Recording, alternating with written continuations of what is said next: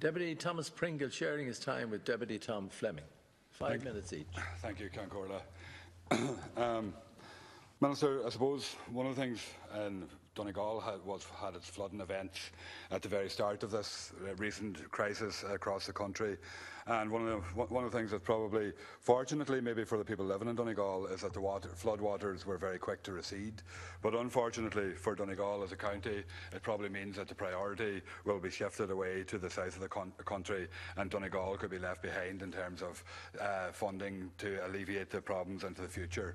And that's something that I think has to be kept on the priority level of the government, because no matter whether the floodwaters recede quickly or slowly, the damage is still devastating for the families that have suffered through the flooding events, and the damage that done to property and done to houses still needs to be repaired, and the issues are still the same around how we can actually prevent flooding events in the future as well.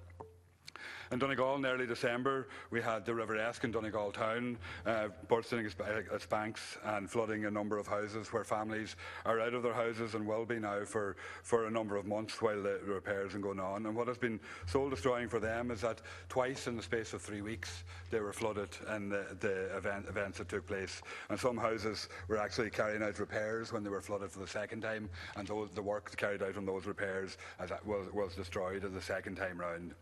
And the River Finn going through Balbafay, Castlefin, Killigordon into Lifford causes severe flooding events as well. And again, the floods receded very quickly, but the damage was still done. And there is a number of bridges around the area that have been damaged by the floodwaters, which need to be repaired. And the council doesn't have the resources to actually carry out that work. And that's why I think it's vitally important that the government should be making available emergency funding to the councils to actually deal with that damage.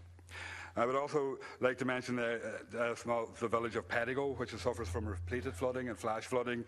And again, we have an added problem in Donegal where some of these rivers straddle the border, and there's some difficulty over actually who's responsible for them and how work can be carried out. And there's a need for coordination on both sides of the border so that alleviation works can be carried out. And that work needs to be done and needs to be put together very quickly.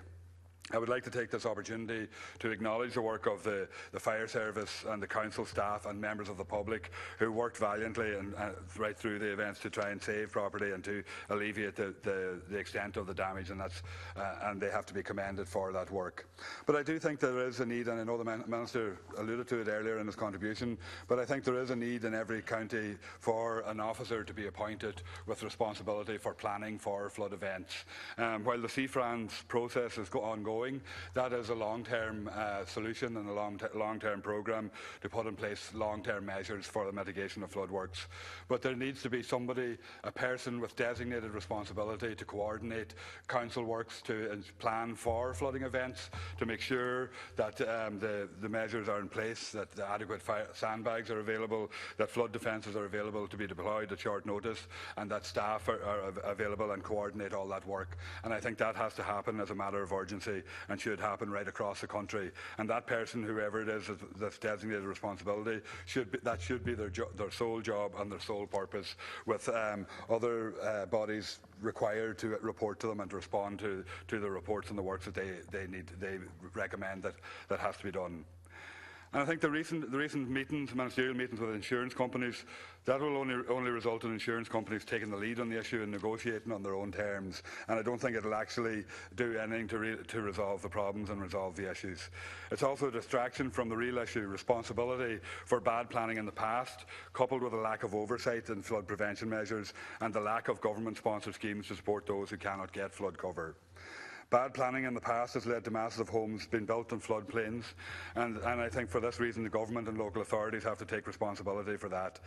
I think the issue of planning reform has taken a back seat, and the fact that we've been going through a recession has solved the problems of a lot of houses being built on floodplains. But I heard reports on the radio during the week there of a development just starting, I think it is in County Meath, on a site where the foundations have just been built for 380 houses, but that site's currently underwater because of flooding. And those are the kind of problems that we can't allow to continue on, and we can't.